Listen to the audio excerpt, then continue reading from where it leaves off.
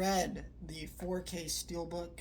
I'm reviewing this very, very late. This came out at the beginning of April, but I finally got a chance to watch both these. And now I'm going to talk about these movies and the Steelbook. This is a very interesting set of movies. I've never seen these movies before. I did pre-order it because from Walmart. This is a Walmart exclusive Steelbook. It is a gorgeous Steelbook. We'll get into all that. And I pre-ordered this for two reasons, and I don't regret my purchase, even though I'm going to be honest, I did not like these movies. I am really a Bruce Willis fan, and when he announced some of the stuff that was happening with his health and stuff like that, and him retiring, it was sad, and it got me on kicks of watching Bruce Willis movies. So every once in a while, I want to pull a new one out and watch it, so I watch these. But for a while, I was watching Glass, Unbreakable, The Kid, some of it, Die Hard, like much of his movies. Kind of getting back into that feel of things. The Sixth Sense, there's a bunch of other ones. Fantastic actor. And, he's definitely going to be missed when he's gone. And he's already being missed in the acting field, even though he has not been in the greatest movies as of late. But let's get into this package here. And the other reason I want to pre-order this set, one more thing before I get into this package, is it's a DC movie. I am kind of a completionist with DC movies. I don't know if I'll get all of them, but I definitely want to attempt to, right? Get as many as I can at least. Kind of like Criterion's. Like, I probably am never going to get all the Criterion's, but would I like to have all of them? Or as many as I can? Absolutely. So, here's Red. This is the slipcover here. I love this because it's like, looks like a secret file. You get all those special features listed on the back.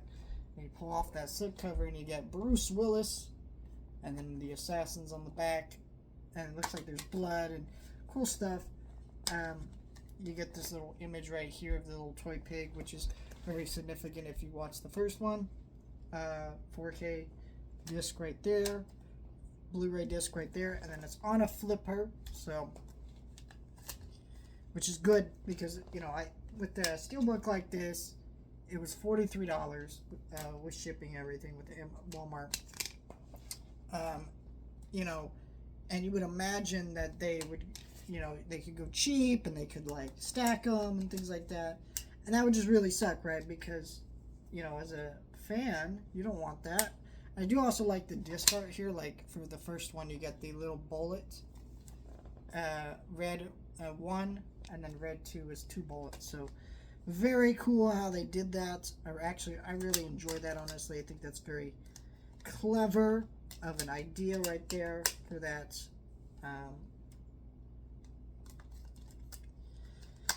I think that's really, really neat.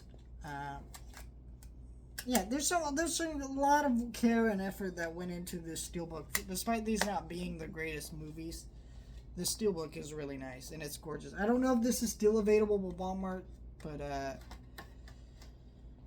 if it is, check Walmart.com. You'll probably have a hard time finding these in stores and stuff, but very good looking Steelbook here that, these have been on 4K. These aren't new 4K remasters, so if you want these movies on 4K, you can get them, just not in this Steelbook. There's audio commentaries, extended deleted scenes, all kinds of cool stuff within this package, and very, very awesome set here.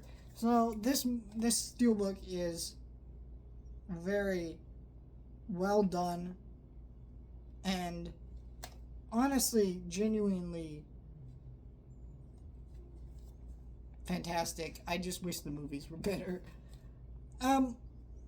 These movies to me marked the beginning of the end with Bruce Willis, where these movies were hits. At least the first one was. I don't know about the second one, right? Obviously it was a hit enough that it got a sequel, right? And so this movie got a sequel. Obviously was a hit. He was in Expendables. He was in movies that were still making money, but they weren't great. And I think the last great Bruce Willis movie, or at least good Bruce Willis movie, was probably Looper, directed by Rian Johnson. I know some of you threw up a little bit because you hate The Last Jedi, and then some of you are like, oh yeah, Rian Johnson, what a great director. He directed the Knives Out movies and stuff. Yeah, that got Rian Johnson. and that was like the last good movie he was in. But for a while, but even around that was like movies like this, Red 1 and 2, that are just, they're not good, guys. You could tell that he's aging. The whole premise of the Red movies and the Extendables movies are they're action movies. They're meant to show, like, hey, even though Bruce Willis is old, he could still kick ass. Even though Sylvester Stallone is old, they could still kick ass. In some ways they can, but in some ways they can't. And so, Expendables movies do a lot better of a job with that. Not so much 4 and 3. But these movies do not. They're very boring. They're very cliche. There's not a lot of standout moments in these movies. They're just, there's a couple, like, one or two decent action sequences in the movie, but that's it. Like, decent. They're not great. They're not super interesting. Um, so, I don't know. Bruce Willis fan in me was glad I finally got around to watching these. DC fan in me was curious about reading these. And I think I think this is one of those things where it's a Valiant Comics thing or something like that. One of those people labels that DC acquired, and so it's a DC movie by technicality, but really isn't a DC movie. Like, these characters don't pop up in the DC universe like almost ever. You probably wouldn't even know they're DC characters watching these movies, right? They don't have like superpowers or anything. But it is an interesting little set of movies. So, I don't know.